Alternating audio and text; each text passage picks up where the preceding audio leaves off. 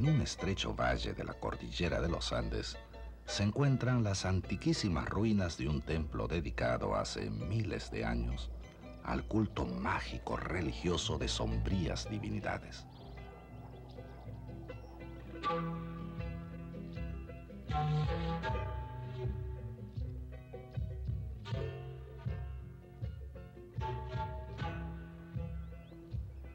Este valle está flanqueado por dos montañas gemelas, a las que, de acuerdo a los mitos y leyendas del lugar, los antiguos dioses otorgaron el poder de proteger o castigar a los pobladores del valle.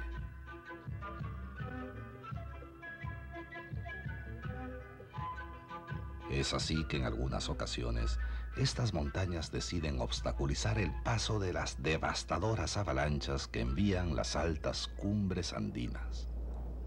Otras veces expresan su desacuerdo con el comportamiento humano, permitiendo la entrada al valle de toneladas de nieve, lodo y piedras.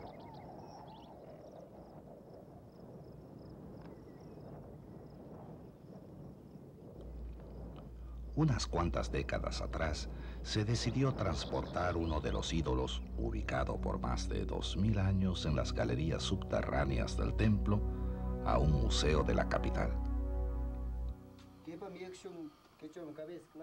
Al mismo tiempo que los trabajadores se dirigían hacia la escultura pétrea, una avalancha avanzaba en dirección al valle.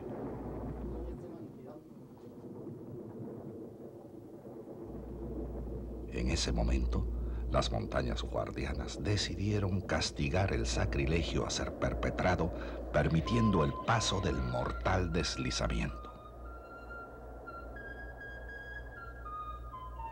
Hoy en día los arqueólogos han vuelto a desenterrar el milenario templo.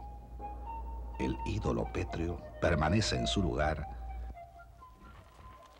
y el pueblo con sus habitantes ha regresado a la normalidad.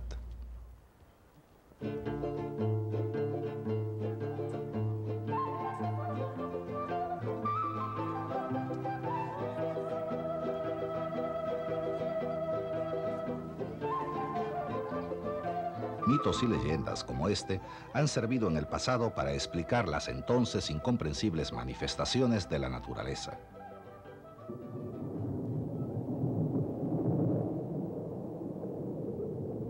Actualmente, los desastres naturales difícilmente pueden desafiar una explicación científica.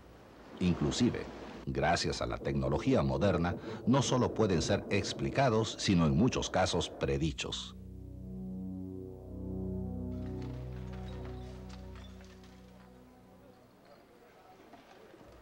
Desafortunadamente, otro tipo de mitos han venido a reemplazar los antiguos.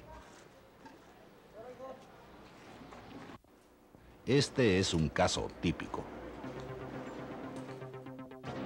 Un violento terremoto de 7.8 grados en la escala de Richter sacudió hoy la parte central del país, minutos después del mediodía, ocasionando el colapso de edificios de departamentos, hoteles y oficinas. Miles de personas están atrapadas.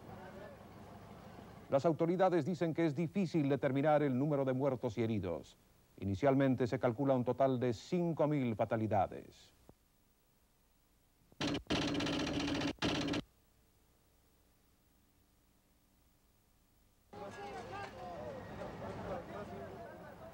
Aunque toda la población sufre con un desastre natural, los más vulnerables son los pobres, especialmente las mujeres, los niños y los ancianos.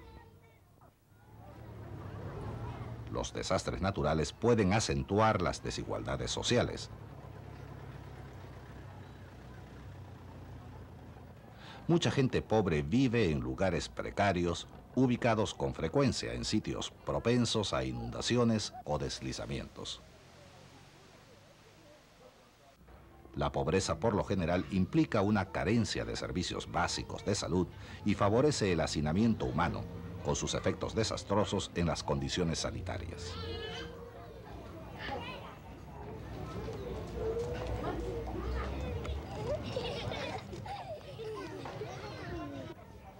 Lo poco que poseen lo pierden cuando ocurre un desastre.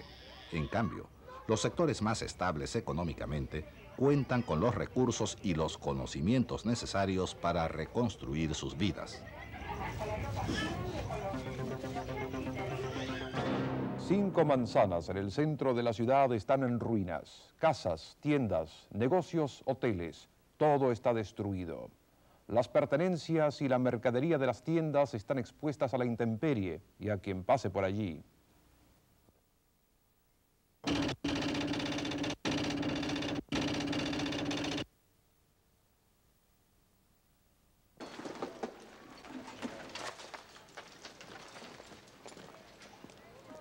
Debido al cine, las noticias inadecuadas y a la mala información, se espera ver después de un desastre natural escenas de caos, disturbios y saqueo. Sin embargo, la realidad es muy diferente.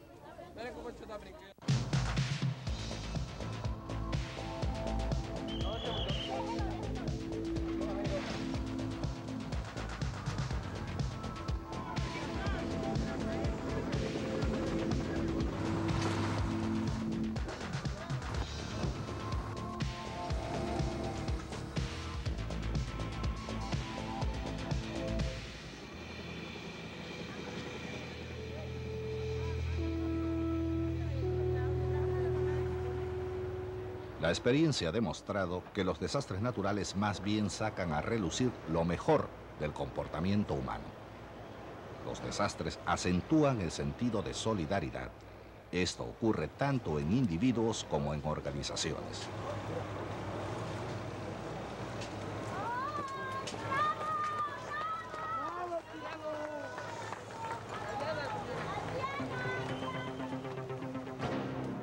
Las autoridades de salud enfrentan el problema de disponer de miles de cadáveres.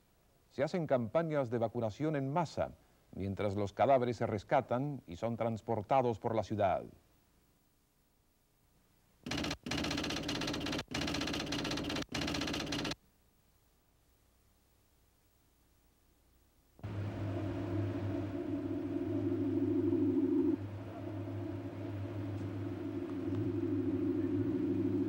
Estas imágenes están asociadas con las grandes plagas de la Edad Media, cuando los cadáveres de las víctimas de la peste presentaban serias amenazas para la salud.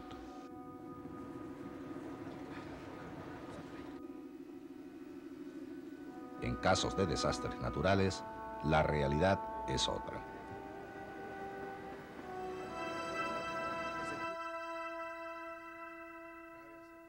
Alejandro Yamatei, Ministerio de Salud, Guatemala. De que el cadáver por sí no produce ninguna epidemia. Si este ha muerto en un desastre natural, que por ejemplo por un adobazo o porque le cayó el techo encima, este cadáver no va a producir una epidemia en sí por sí solo y se le puede colocar debajo de un árbol a la sombra y se puede estar ahí el tiempo que sea necesario.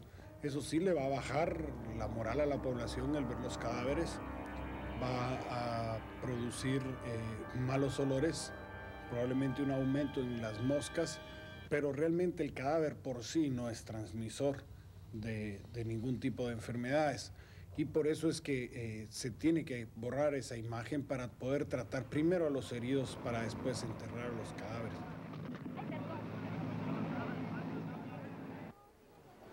A pesar de esta realidad, luego de un desastre natural, la población siente la necesidad de protegerse.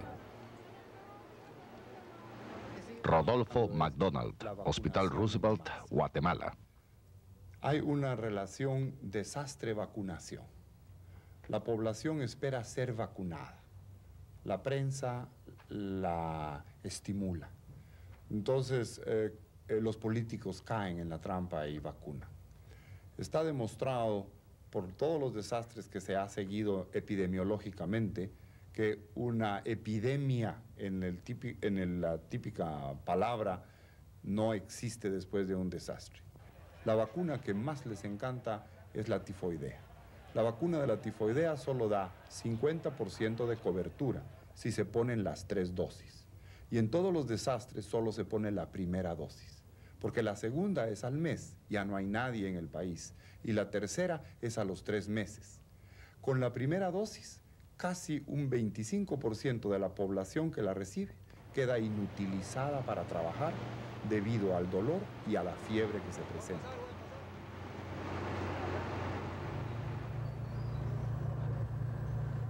Últimamente se ha otorgado mayor atención a problemas menos visibles pero de real importancia.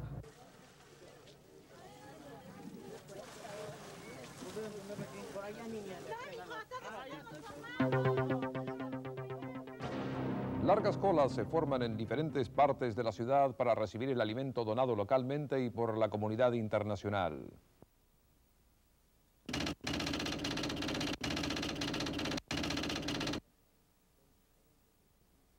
Los desastres naturales son diferentes entre sí y por lo tanto causan diferentes efectos sobre la existencia de alimentos.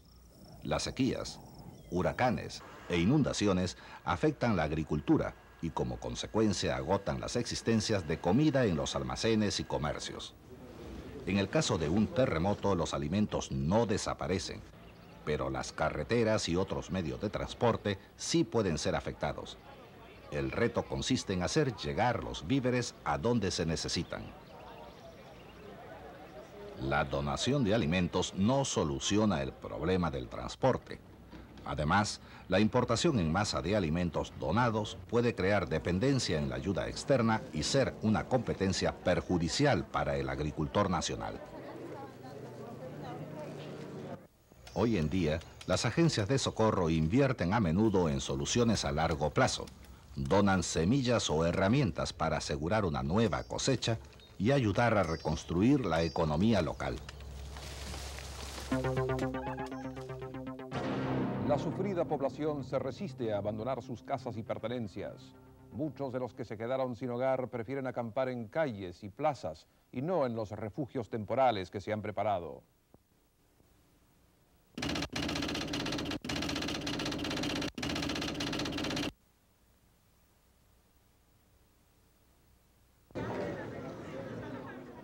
Económica y emocionalmente es más conveniente ayudar a las víctimas de un desastre manteniéndolas en su propio vecindario que mudarlas a lugares ajenos y lejanos. Sin embargo, las tiendas de campaña de tamaño familiar son muy solicitadas cuando ocurre un desastre. Son un artículo muy popular y se prestan a buenas fotos. Establecer este tipo de campamento no es la mejor alternativa, es el último recurso.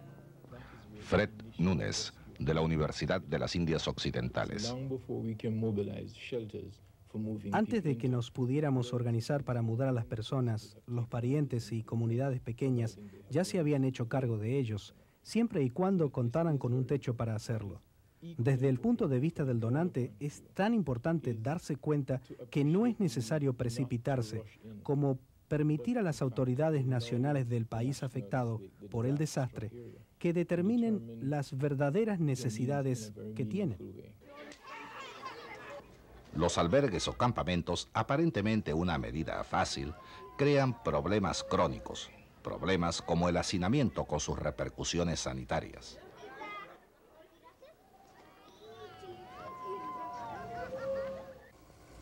Teniendo esto en cuenta, muchas agencias están utilizando los fondos que normalmente hubieran gastado en costosas tiendas de campaña para adquirir materiales de construcción en el país damnificado.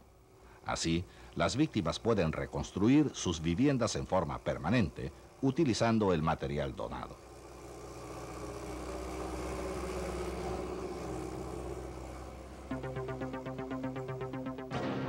Las organizaciones voluntarias y las autoridades locales solicitan toda clase de asistencia médica de emergencia.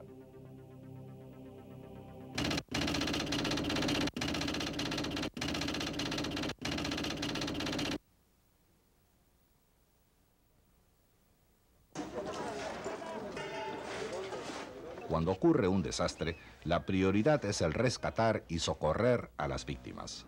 En la mayoría de los casos, la comunidad local se moviliza espontáneamente ofreciendo desde los esfuerzos inmediatos de rescate hasta los servicios médicos más sofisticados.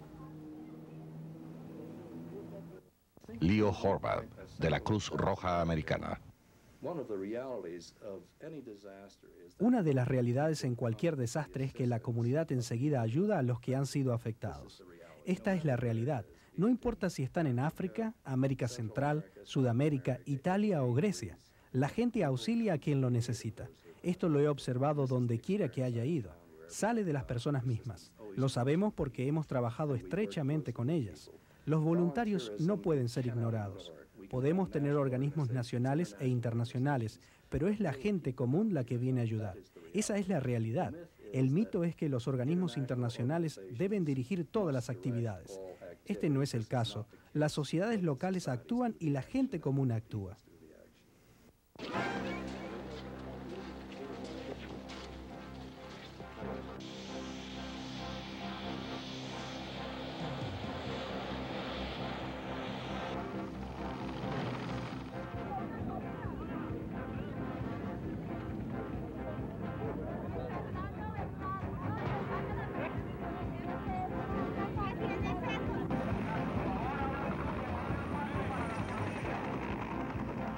Los trabajadores especializados del extranjero, ya sean expertos en técnicas de búsqueda y rescate u operadores de equipo técnico, han contribuido a los esfuerzos de auxilio durante un desastre.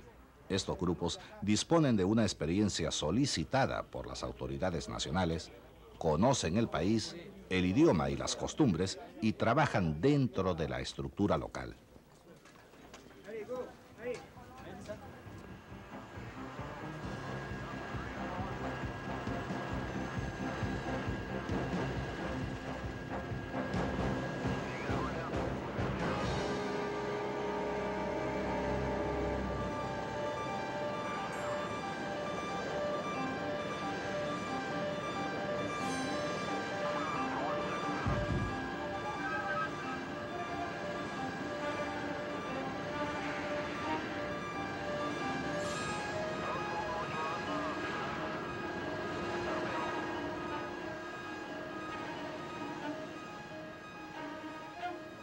Sin embargo, aún el profesional extranjero más competente, si no es solicitado y necesario, puede convertirse en un peso para el sistema de salud nacional.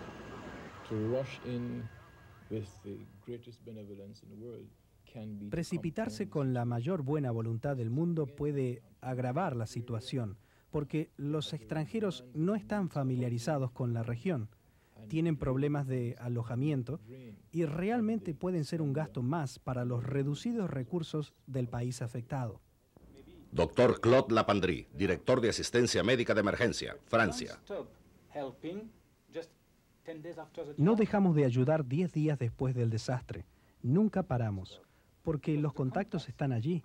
Escribimos, llamamos por teléfono, nos reunimos con ellos. Creo que la ayuda nunca debe terminar.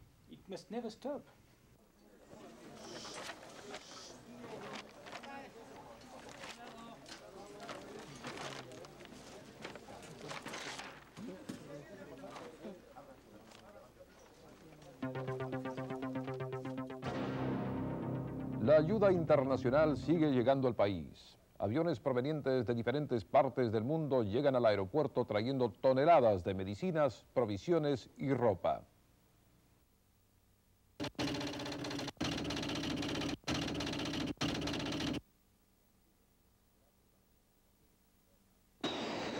Gracias a las comunicaciones modernas, la noticia de un desastre natural da la vuelta al mundo en cuestión de minutos. En pocas horas, asistencia de la comunidad internacional está en camino. Pero no siempre la rapidez es la mejor solución. Humberto Fuentes Soria, Comité Nacional de Emergencia, Guatemala. Inmediatamente de que ocurra el desastre, nosotros debemos de hacer inmediatamente una evaluación, tomar conciencia real de lo que está sucediendo y no solicitar ninguna ayuda, ni que tampoco los países donantes manden ninguna ayuda a nuestros países hasta que no sea pedido por la oficina oficial del país. La ayuda internacional debe ser exactamente eso, asistencia. A veces la realidad demuestra lo contrario. Por favor, no destapen esas cajas de ahí, se los A ver, suplico. ¿quién las está destapando? No destapen todas estas cajas. Esas cajas déjenlas ahí como están, que ya están.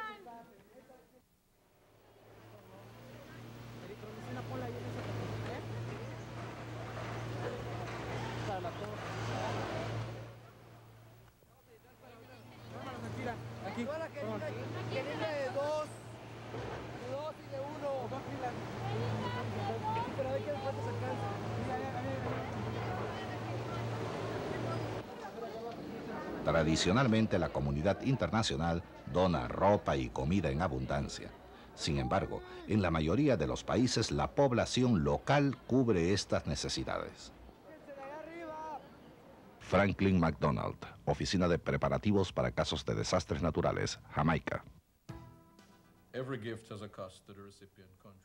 Cada donativo le cuesta algo al país que lo recibe, ya sea simplemente el costo de recibirlo y transportarlo o el gasto posterior de disponer de él si no se necesita. Existe el concepto erróneo de que ofrecer grandes cantidades de cositas va a mejorar las condiciones.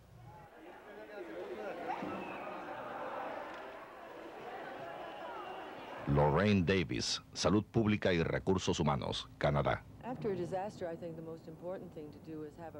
Después de una catástrofe, creo que lo más importante es hacer una evaluación rápida de lo que se requiere para saber qué mandar al país damnificado y que no seamos nosotros, el país donante, el que decida que se necesita esto o aquello cuando no es así.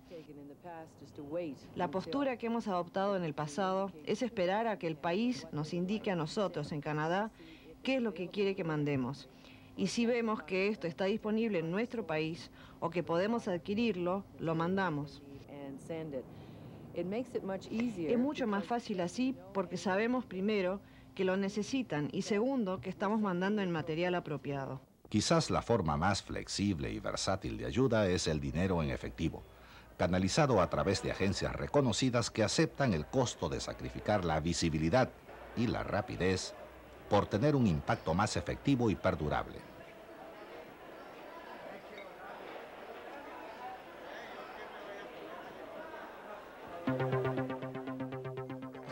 Hoy se cumplen 3 meses desde que el devastador terremoto azotara el país. Muchos recordarán la ocasión con una sencilla reunión de familia. La mayoría de los negocios y de los colegios están funcionando normalmente. Y ahora pasemos a las noticias locales.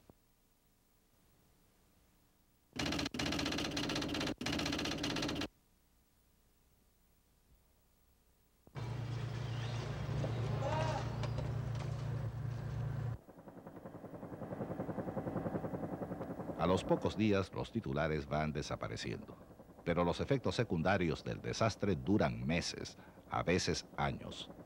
El impacto económico, social y ambiental es un desastre a largo plazo.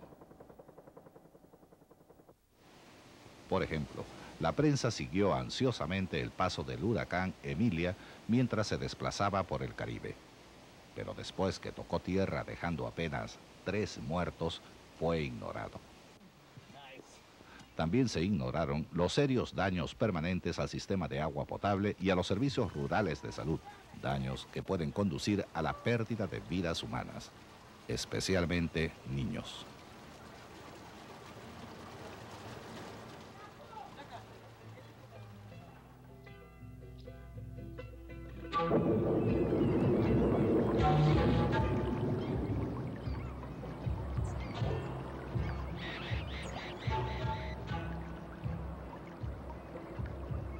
Las fuerzas de la naturaleza todavía están fuera del control del hombre. Sin embargo, con la ayuda de una información adecuada, es posible prepararse y mitigar sus consecuencias sobre el ser humano. Esta información logrará descartar los mitos para así enfrentar la realidad.